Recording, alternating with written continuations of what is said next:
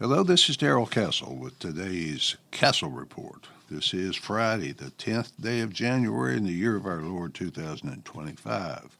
I will be talking about death and the potential for disaster if it isn't somehow tamed. Donald Trump is at least paying lip service to it with his creation of DOGE, or the Department of Government Efficiency. Donald Trump has appointed Elon Musk and Vivek Ramaswamy to head a new Department of Government, which he calls the Department of Government Efficiency. This is an attractive name, but it flies in the face of the political trend that has existed for at least 50 years. Before that time, the government had some accountability since its wars, its tax cuts, etc., had to be paid for, and it had to have enough gold deposits to cover all of it. Once the dollar's ties to gold were removed in 1971, the government no longer had any restraints on its spending. A government of the people and by the people and for the people needs some restraints, because without them, human nature will control the politicians elected to serve the people. When a politician discovers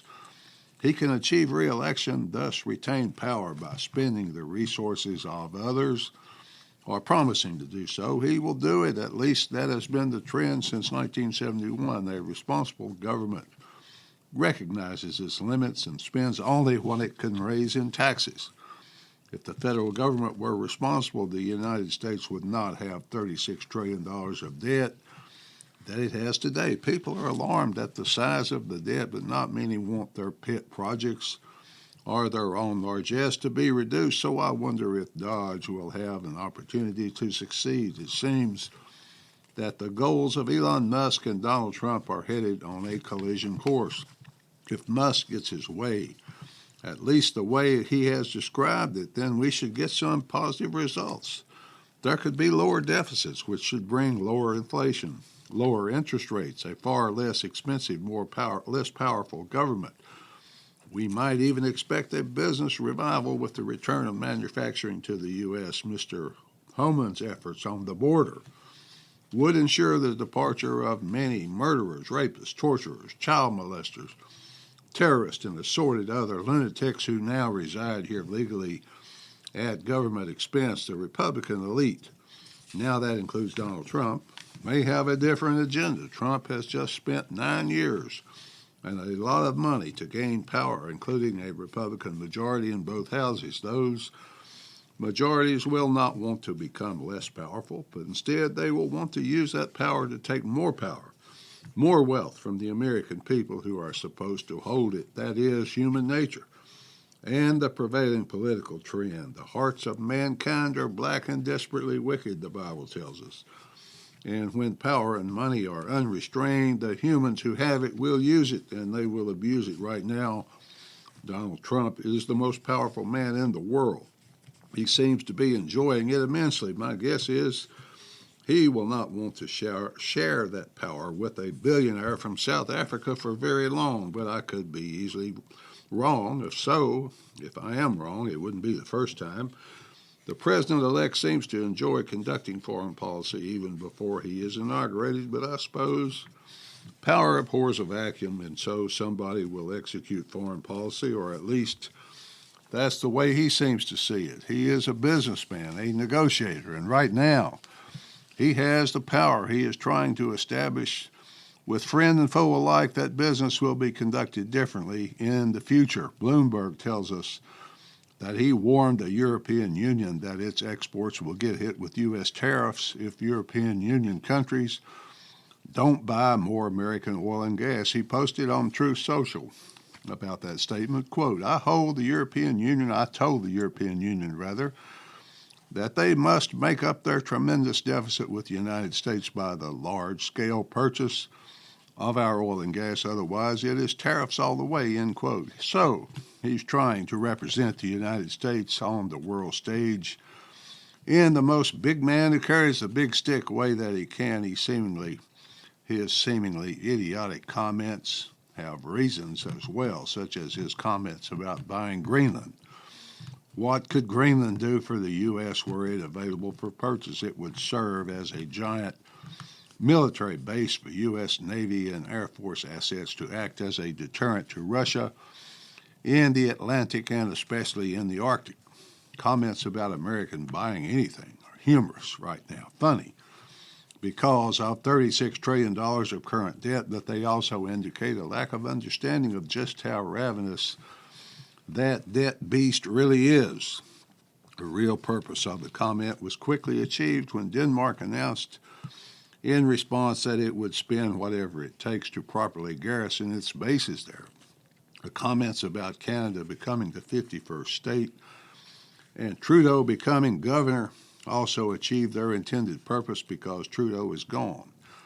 Renaming the Gulf of Mexico the Gulf of America, basically the same thing. Mexico understands now who the leader is economically, and it understands that it must cooperate with the U.S. in controlling the border. Big man politics requires a big military. To back it up, that's expensive. Should we then expect bigger deficits, not smaller ones? He is telling Musk to seek out and destroy waste. But if that saves any money, will he just spend it somewhere else, thus continuing to pile debt higher and higher? Perhaps he's being advised that growth will make up the difference, and perhaps that is so, maybe so. But it still worries me because the political trend for 50-plus years has been more debt, more power, more waste, much, much bigger deficits. The world, especially the non-Western world, is responding to all this by organizing into opposing economic blocs. We have come to call those blocs BRICS. That bloc was originally Brazil, Russia, India, and China, with South Africa joining 2 years later. It was formed for strictly economic reasons, but has evolved into many other things now, including mutual security agreements. Last year it expanded to include Iran, Egypt, Ethiopia, and the United Arab Emirates as full members. Belarus, Bolivia, Kazakhstan, Thailand, Cuba, Uganda, Malaysia, and Uzbekistan are expected to join soon. Now, Indonesia, the fourth most populous country in the world, with about 300 million people, has joined BRICS. The Indonesian leaders apparently see an alliance with China as more beneficial to them than an alliance with the U.S. I suppose that is a path for development and out of poverty that they see for themselves. Countries in Asia who ally with the U.S. do profit. They do become G20 economies, as have Japan and South Korea, but that requires a very strong military presence by the U.S. on the soil of those countries. To me, this indicates a lack of confidence and a lack of trust in the U.S. economy and the U.S. as a trading partner. So we will see, folks, how that plays out with Trump's big man politics. There are important names missing from this list. An important name is Argentina. It has now been 1 year since Javier Milei took office in that country, but what a difference a year makes. Before he took office in December, the 2023, the Argentine economy was in a shambles, had been for decades. The stock market flat to descending for 10 years as foreign investment in the country dried up. Since he took over, stock prices have doubled. The market is booming with foreign investment flowing into the country. Most importantly, Milei set out to restore the notion that the government exists to serve the people, not the other way around. The Trump transition team is taking notice of Argentina because Trump invited Milei to Mar-a-Lago for discussions about how he turned his country around in only 1 year. It seems that he operated with a chainsaw, not a scalpel. Here's a quote from Javier Milei, quote, "Today, with pride and hope, I can tell you that we have passed the test of fire. We are leaving the desert. The recession is over. The country has finally begun to grow," end quote. Argentina, one of the world's 10 richest countries at one point, stayed in the desert for a long time, defaulted on its sovereign debt 3 times since 2001, was on track for a 4th time. Its annual inflation rate was nearly 200%, the poverty rate above 40%. Incredibly, it had negative growth of 1.6%. So what did Mr. Milei do? to reverse the decline of his country. One thing he did for Argentina and the whole world was prove that it could be done. But for Argentina, here are just some of the reforms he has accomplished in only 1 year. He closed 10 government agencies, fired 34,000 government employees, cut spending by 30%. The number of government ministries was cut in half from 18 to 9. All state funding of media was ended, and so was media propaganda. All public infrastructure projects not yet underway were halted. Entire divisions of the administrative state were abolished. All fuel and energy subsidies were canceled. Import-export regulations were examined. Those not helpful were canceled. He did all those things within 48 hours of taking office. And that, folks, is how an economic chainsaw works. The world watched to see if he would be successful or end up a casualty, as so many other Argentine leaders have ended up for decades. To lead his movement away from government control of everything, including government control of business and the corporate world, he adopted the slogan, Viva la Libertad, which means long live freedom. When he started, the Fraser Institute's Economic Freedom Index rated Argentina 159th out of 165 countries, or just between Iran and Burma in economic freedom, so he certainly had his work to do. He had his work cut out for him. Milei promised the Argentine people that if they elected him and allowed him to employ his libertarian philosophy, he would take drastic and immediate remedial action with regard to the nation's economy. The result has been astounding, as a brief glimpse will tell us. In November 2024, Argentina announced its 9th consecutive month of budget surpluses. Inflation was below 3% per month. The Central Bank of Argentina cut interest rates from more than 100% to 36%. The rate of wage growth at 4.7% exceeded the inflation rate for the first time in many years. The World Bank projects Argentina's growth at 5% for 2025, a remarkable achievement indeed. Not everything this man done has been a bed of roses.